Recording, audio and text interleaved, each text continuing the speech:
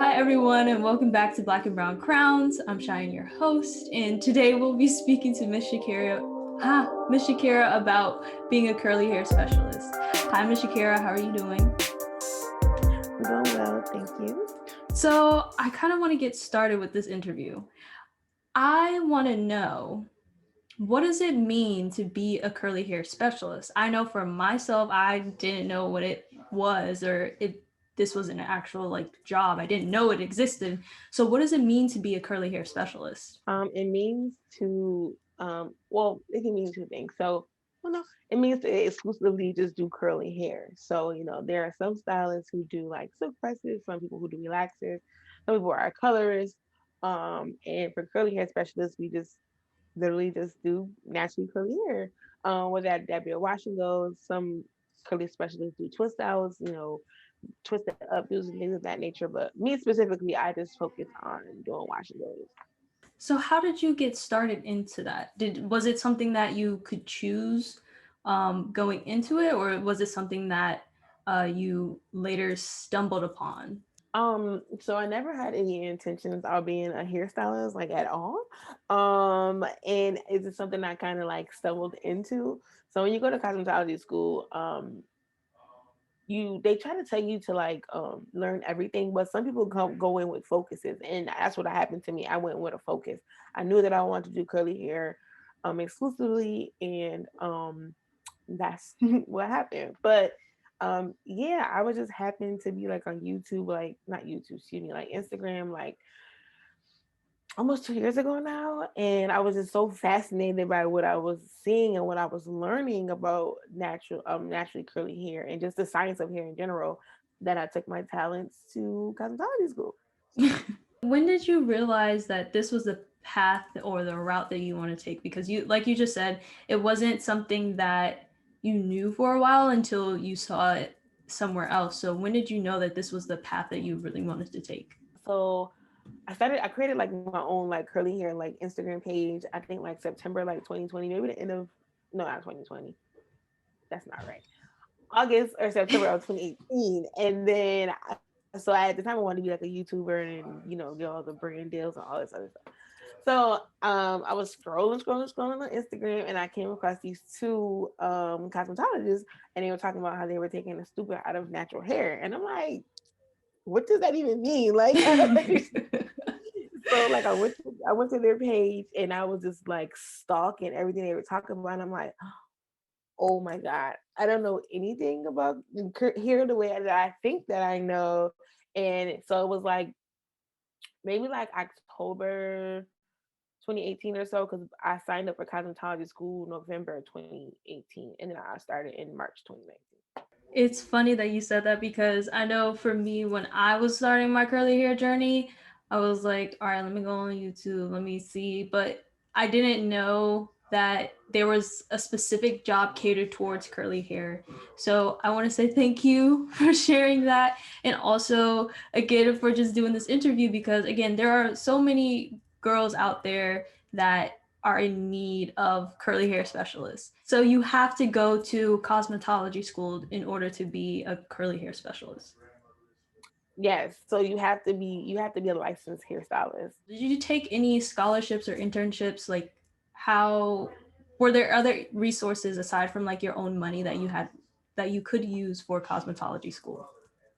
No, I didn't even realize that they offer scholarships for cosmetology school when I went. I just went off the state's aid and the federal aid.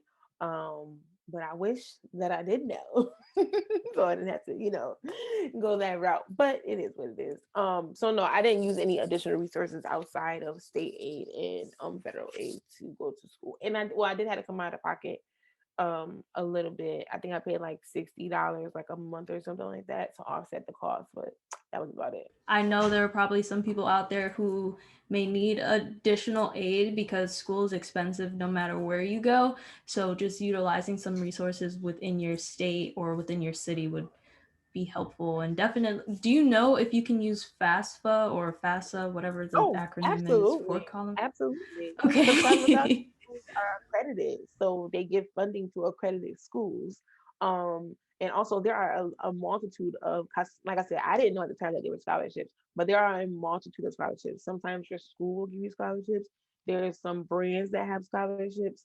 Um, I'm drawing the blank on the name of a company.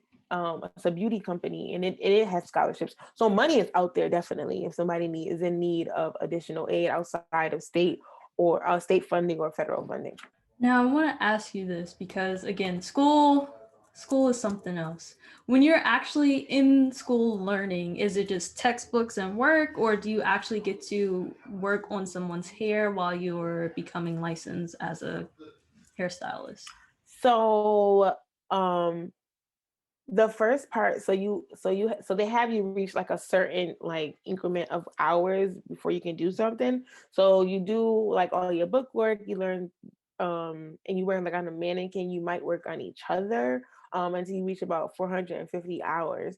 And then typically when you reach 450 hours, that's when you go to the clinic floor, and then you can take clients and stuff like that. And then the teacher is overseeing what you're doing. But there's still, so when you're 450 hours, most of the time is in class with the teacher. They're going over slides, you're taking tests, you're taking quiz.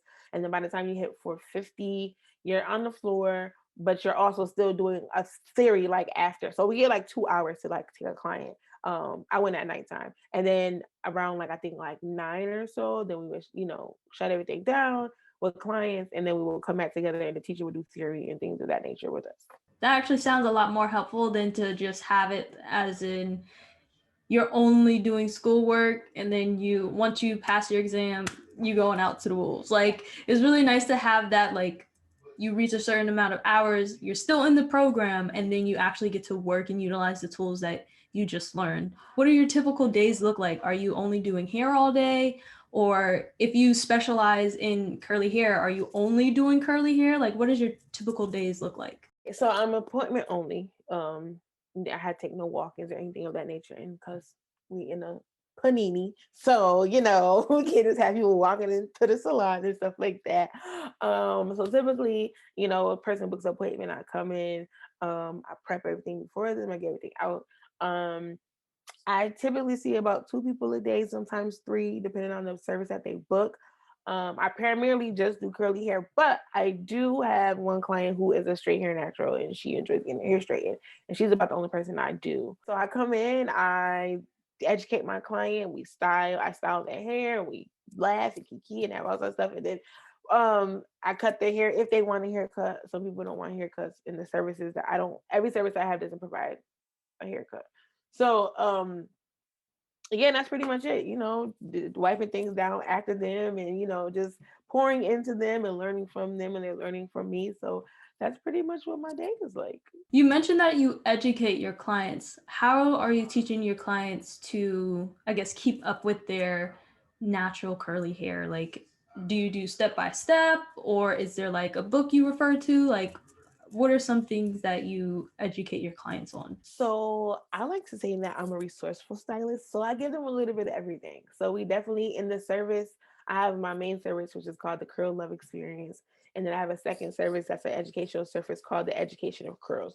And in those two services, we do hands-on, well, step-by-step visual. So what happens is even from the shampoo, every step, shampoo, condition, detangling, they're holding a mirror and they're watching me. And then we get to the styling part. I will ask them if there's a part in their routine that they struggle with, and if they having issues with like detangling, I'll like section off a part of their hair so that they can do it themselves. Watch me first, and then they can try it on themselves. Or maybe they're having an issue with the styling part, so I'll section that hair apart. Most times it's the front part, like the front left quadrant, and I'll have them work on that too. And then also, once the service has concluded, and I have like this follow up email that comes, I like direct them to like professional YouTube pages, some resources that I have, um, and some other resources that I know curly hairstylists have that teach that are a bit more visual for consumers. I know for me, like I said, that would be very helpful because just started this. I'm about a year and some months in and a little bit of days. And I know that for for myself, going on YouTube, it can be helpful, but it also can be stressful because if the person you're watching doesn't have the same curly hair pattern as you, those products that they're using, might not work for your hair. Or then they tell you to look at your porosity, and if you have low or high porosity, then there are different like products that you have to go by. When you educate your clients about their hair care, do you also tell them about what products to look out for with the hair that they have? Yes, yep. So part of my services, they do get product recommendations. Um, and I tell them what to use in regards to shampoo, conditioner, and the styling, excuse me, styling product, whether it be, if they doing wash and goes, if they're doing twist outs, or because those are pretty much the go-to styles for most of us in the natural hair community.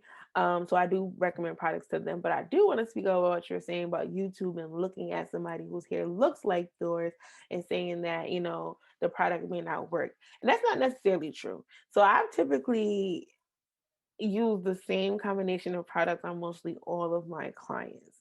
Um, and the thing that differs is that the amount that they use, right? So someone who may be on a lower density, meaning it's like thinner hair, they would use less product than somebody who was high density, who had a lot of hair. So we can use the same things. It's all about how we're using what we have them. Thank you for that clarification, because sometimes I be looking like a little wet dog. Like, it just doesn't work out. It does not work out for me. Like, it does not work out. But again, I didn't know that, so thank you. A little tip for y'all. When you're educating your clients, I know you're also educating yourself.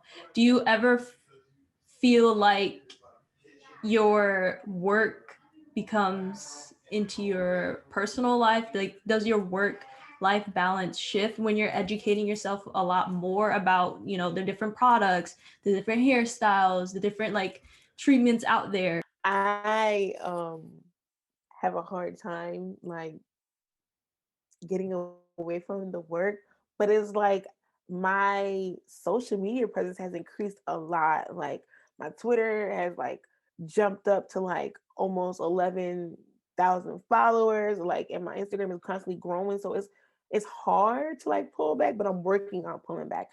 So like a lot of times I say I'm not working in the salon, but I'm working at home. So it has taken over a little bit. And then of course, like I have curly hair too. So like it's literally my life. But yeah, so but I'm trying to work on work-life balance where I want to make sure I do all that I need to when I'm in the salon so that when I'm home with my little baby, I can be full on and be present and just enjoy being home. I know that's not always gonna happen. Something's gonna weigh more than the other sometimes. But um I'm trying to peel back a little bit because it can be a bit like consuming and overwhelming, and I get anxious and not, yeah. I was actually going to say, in those times of like you getting a little anxious or like it's getting too consuming, what do you typically do to manage that? I try to unplug. Like if I'm like on Twitter, like I won't talk about hair. If somebody tag me in something, I'm not answering no questions. Like I just have to try to kind of pull back.